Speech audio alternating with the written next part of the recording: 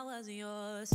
I'm going back, I'm going back, I'm going back, I'm going back, I'm going back to who I was before.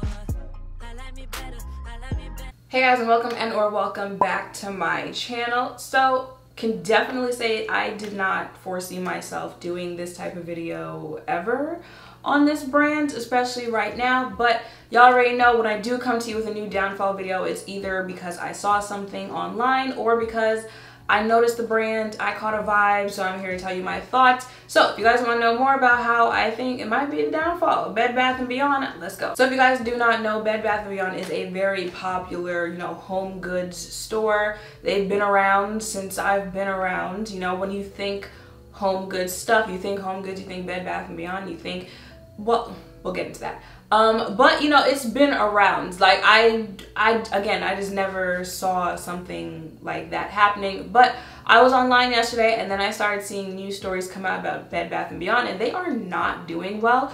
I saw a Yahoo article where literally they're like, it's a mess over at Bed Bath & Beyond. And to say exactly what's going on, Bed Bath & Beyond has outlined its plans to issue more stock, close 150 stores, and fire 20% of its staff as the retailer looks to stem the bleeding from a collapse in sales. The company also said that it received commitments for $500 million in additional financing, bringing its current liquidity to roughly $1 billion as the company looks to avoid the fate of Sears. That was shady at the end. Like, Sears was minding its business. You didn't have to, but I mean, we saw the fate of Sears. So that is all the stuff they are doing to prevent them becoming the next Sears. And I also saw like prevent going into bankruptcy and whatnot. First of all, closing 150 stores. When I think about it, I'm like, I don't even feel like there are that many Bed Bath & Beyond stores left to begin with. Like, think about it. How many, maybe it's just me, but like how many, where's the nearest Bed Bath & Beyond to you? How many can you think of? And then they're closing 150 of them, and they are firing 20% of its staff. It says that the employee morale is non-existent. It's not there because they don't know the fate of the company. They don't know how secure their jobs are, so you can understand why their fate is down. And it says that this is all due to the CEO, Sue Gov's new plan to lay off 20% because they are trying to cut costs and save as much money as they can. But it says that they lost hundreds of millions of dollars in sales. And again, employees feel like they knew, kind of like what we talked about with Misguided, how employees were like, oh, we already knew this is the type of time that y'all were on, but like you kept us in the dark as to how bad it actually was. To at least Misguided, y'all saw what happened there. Here in Bed Bath & Beyond, this 20% layoff is letting them know like, oh, it's a problem, type of problem. And I saw other things that they mentioned why it wasn't going well for them, including they don't have the right type of things on the shelves that are going to attract customers. Also, a lot of the shelf space that they do have had stuff that was out of stock, so it was kind of empty. Again, like I said, thinking about it, I didn't see this happen, but when you really start to think about it, I guess I can understand it. Like sometimes, actually no, I'm trying to think. Has there been a downfall where I'm like, I really did not see this coming? Maybe Misguided. Maybe Misguided was one that I didn't see. Actually, no. When you think about all of them, you're like, yeah, I can see how that happened. Because when I think like Bed Bath & Beyond, obviously I think more like home goods for them. But it kind of also makes me think like TJ Maxx and Marshalls. Because when I think about it, I'm like, if I were to see something about TJ Maxx and Marshalls in the future, I kind of wouldn't be surprised.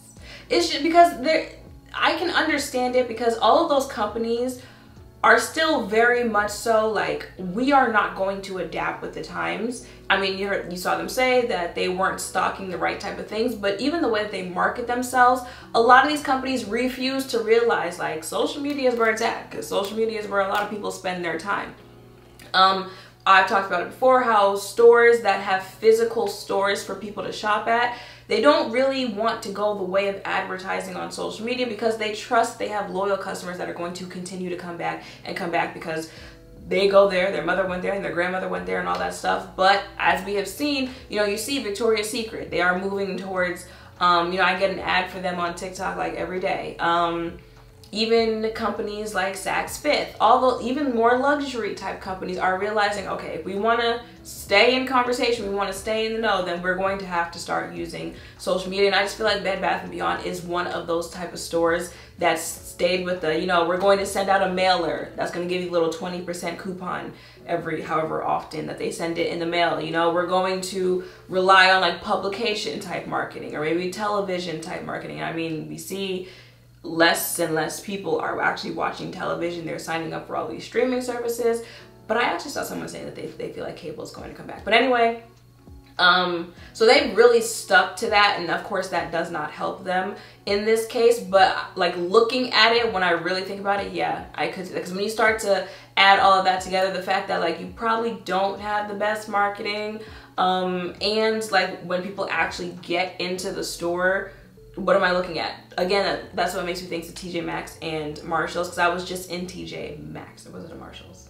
Kind of sad that it was TJ Maxx. I was just in TJ Maxx, and I was looking at like the option that they had in there, and I was like, no, this would not make me want to shop at TJ Maxx. I remember back in the day going, like, it was a trip when I got to go to TJ Maxx with my mother, and she'd be off in, you know, whatever department she was in. I was going through the bags and whatnot, but I went in there, I saw like literally nothing but, I don't know, Michael Kors, Betsy Johnson-ish, and I'm like, this is the stuff that was in here when I was taking a trip to the store with my mother as a little girl. Like, how are we like years past that and it's still the same? Like, nothing is evolving with these type of stores. So I can understand them saying like one of the problems is the stuff they had on the shelves.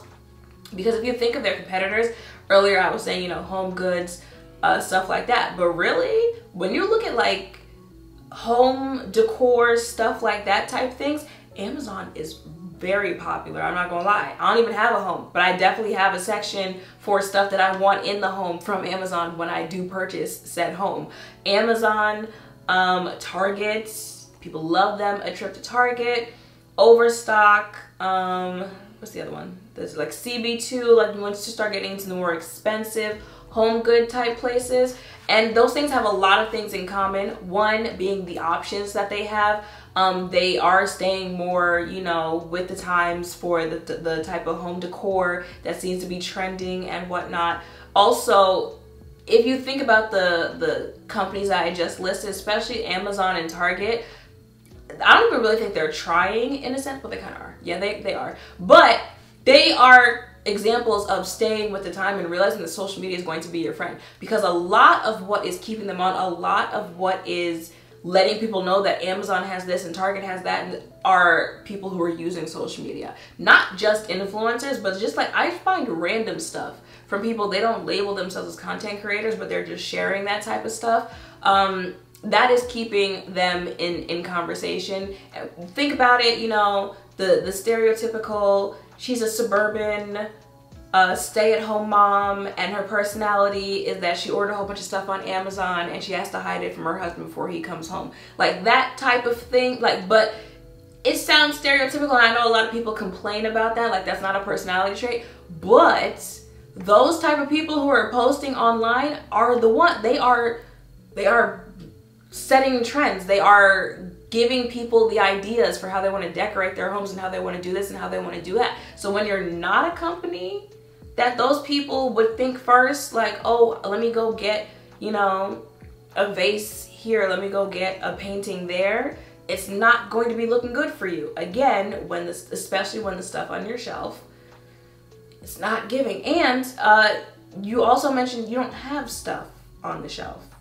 You know, it's like you don't have that many options, and then the option that you do have.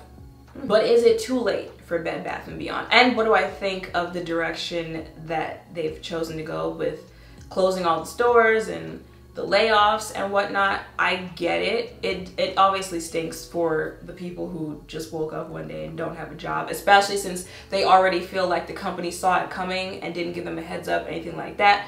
Especially the time that we're living in right now, like no one wants to wake up and 20% of the company does not have a job. But I understand why they did it. I understand they're trying to cut costs so that they do not become the new Sears.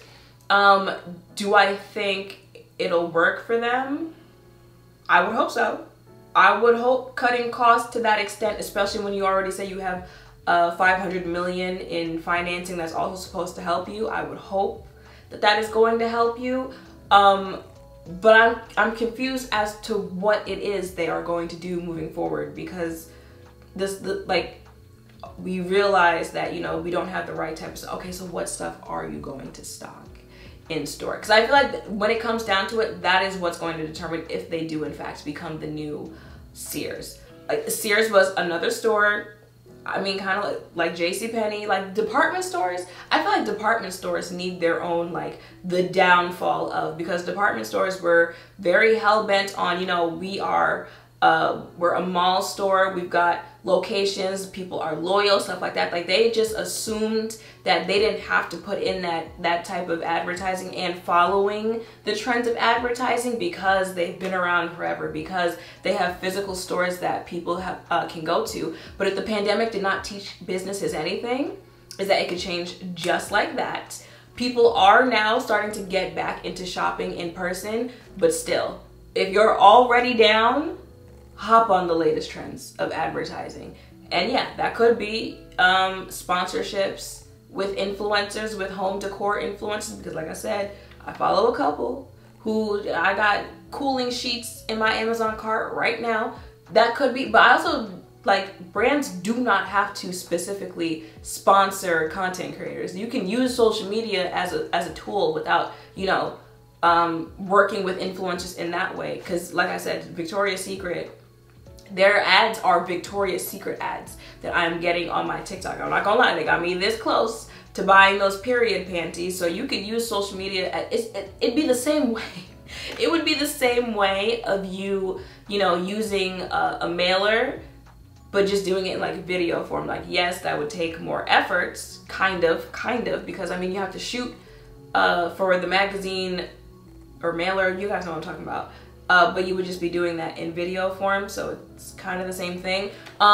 Get a mailing list. I mean, I'm pretty sure they probably already have a mailing list with emails and whatnot, but do it better. You know, you kind of got to be on your I say Fashion Nova emails. If you are someone who is on Fashion Nova's email list, Fashion Nova, they don't play when it comes to advertising through text message and through emails.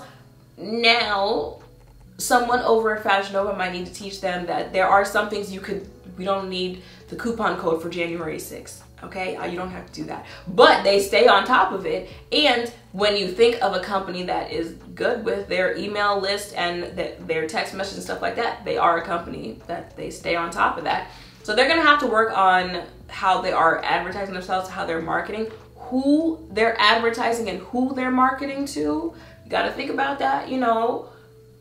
Who is coming in to buy stuff, especially at a time right now. I feel like home goods, when you think about it, like logically, yes, everyone needs a home, everyone needs furniture in their home, everyone needs this and everyone needs, but can everyone do that is the question. As time goes on, more and more people are living multiple generations in a home. They're living with their parents, who are living with their grandparents, who are living that so they can stay home and they can save money. More and more people are living with roommates, so you can't, you know, you don't really fully have that type of control over how you decorate. More and more people are living in apartments. You know, you can't do as much as someone who can own a home. So you got to keep all of that in mind when you're figuring out how you're going to advertise. And then once you figure that out, you gotta focus on what you're actually putting in stores. Like, are the stuff that you're stocking, what's going to stop me from going to Amazon and go to you instead? Like, that's what I'm saying. You have to get the type of merchandise that's going to really draw people in. And I feel like it's really hit or miss for them. It can go either way for Bed Bath & Beyond. When I, you know, moved down here and I was decorating, I have a couple things in here that are from Bed Bath & Beyond. At the time, definitely a store that I thought of, oh, like, let me check them out to see what they have for my own apartment. But like I said, I already have a Pinterest board for, you know, home decor for an actual house. Is anything in there from Bed Bath & Beyond? No, it's not. I feel like if they don't do anything to stop this while they can right now, it'll become one of those, if it's still around, if it's not like Sears, oh, okay, there's Bed Bath & Beyond. I've tried Home Goods, I've tried here, I've tried there. I guess I can try Bed Bath & Beyond and see what they've got going on over there. That'll really come down to them, and it'll come down to those two things. How do you market yourself moving forward, and what are you marketing to people? All right, y'all, so that is it for this video. Let me know in the comments down below what you think about this. Let me know. Maybe you ride for Bed Bath & Beyond. If you do, let me know down below. Maybe you saw this coming. And if you have any ideas of what they could do, let us know that all of that down below. Make sure to thumbs up, comment, subscribe, turn notification bells down below. Thank you all for watching. I'll see you in the next one. Bye. Yeah, yeah, yeah, yeah, yeah.